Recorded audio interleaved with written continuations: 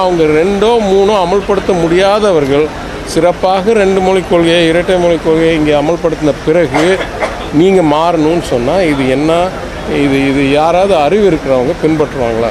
எங்கேயுமே சரியாக பண்ணாமல், எங்கேயுமே சக்ஸஸ் ஆகாமல், முழுசாக ஃபெயிலியர் ஆன மாடலை கொண்டாந்து சக்ஸஸ் ஆன மாடலை எடுத்துகிட்டு நான் சொல்கிற ஃபெயிலியர் ஆன மாடல் எடுன்னா என்னங்க அர்த்தம்? யாருக்காவது அறிவு இருக்கவங்க இதை ஏற்றுக்கொள்வார்களா? சுயமரியாதைலாம் ரெண்டாவது, அறிவு இருக்கவங்க யாராவது ஏற்றுக்கொள்வாங்களா?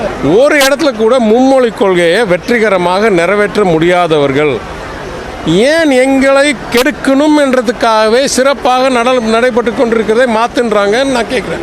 முதல் கேள்வி, ஏன் நான் மும்மொழி கொள்கைக்கு போகணும்? எந்த வகையில் பார்த்தாலும் நியாயம் இல்லை. உங்களுக்கெல்லாம் ஒரு மொழி, உங்களுக்கு ஹிந்தியே சரியாக கற்றுக் கொடுக்க முடியாது, அதற்காக நாங்கள்லாம் 3வது மொழி கற்றுக்கணுன்னா கூட நியாயம் இல்லை. இது ஒரு அறிவில்லாத ஒரு விவாதமாக மாறுதுன்னு எனக்கு அச்சம் வருது. எங்களோட சிறப்பாக செய்கிறவர்கள் எங்களுக்கு என்னை மாதிரி நீயும் செய் அப்படின்னு சொன்னால் அந்த விவாதத்துக்கு நாங்கள் போகிறதுக்கு தயார். எனக்கு 10% கூட அவங்க விளைவு கிடைக்காதவர்கள் நம்மகிட்ட நீ செய்கிறது பத்தாது, இதோட சிறப்பாக செய்யினா உங்கள்கிட்ட எங்கேருந்துங்க அறிவு வருது, உங்கள்கிட்ட எங்கேருந்துங்க தகவல் வருது, உங்கள்கிட்ட எங்கேருந்துங்க ஆதாரம் வருது, இதோட சிறப்பாக செய்ய முடியும்னு உங்களால் ஒரு மொழி கூட சரியாக கற்றுக் கொடுக்க முடியல. எங்கள்கிட்ட 2 மொழி பத்தாது 3ன்னு சொல்கிறீங்க. நான் கேட்குறேன், யாருக்கெல்லாம் அறிவு இருக்கும் நியாயமான கேள்வி கேட்போமா இல்லையா? கூகுள் தலைவர், ஆல்ஃபபெட் தலைவர் யார்? சுந்தர் பிச்சை சொல்கிறான் எனக்கு ஹிந்தி தெரியாதுன்றார். ஹிந்தி தெரியாதனால இருக்காது பாதிப்பு வந்துச்சா? என்னங்க பேசுகிறீங்க? அண்ணன் பிடிஆர் அவருடைய பையன் எங்கே படிக்கிறாரு?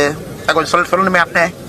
சும்மா போய் நான் டிவியில் போய் பேசுவேன், நான் வாய் திறந்து பேசுவேன், மதுரை பத்திரிகையாளர் சந்திப்பில். ஏன்னா அறிவுள்ளவர்களான்னு ஒரு வார்த்தையை கேட்டிருக்காரு. ஒரு அமைச்சர் அறிவுள்ளவர்கள் ஏற்றுக்கொள்ள மாட்டார்கள் சொன்ன பிறகு அந்த அமைச்சர்கிட்ட திரும்ப நான் கேட்கிறேன், உங்கள் மகன் எந்த பள்ளியில படிக்கிறான்? அப்ப உங்க மகன் 3 மொழி சொல்லிக் கொடுக்கக்கூடிய பள்ளியில படிக்கிறானா? உங்களுக்கு அறிவில்லைன்னு தானே அர்த்தம். பிடிஆர் கண்ணாடி பார்த்து பேசிட்டு இருக்காரா?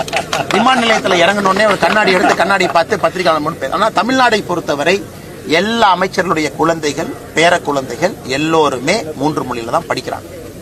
எம்பிக்கள், எம்எல்ஏக்கள் யாராச்சும் ஒருத்தர் பத்திரிகையாளர் முன்னாடி ஒரு எம்பி எம்எல்ஏ இல்ல என் குழந்தை என் பேர 2 மொழி தான் படிக்கிறான், நான் தைரியமா பேசுவேன் பேசுறாங்களா? யாரும் பேச மாட்டாங்க. அவர்களுக்கு ஒரு நியாயம், பொதுமக்களுக்கு ஒரு நியாயம்.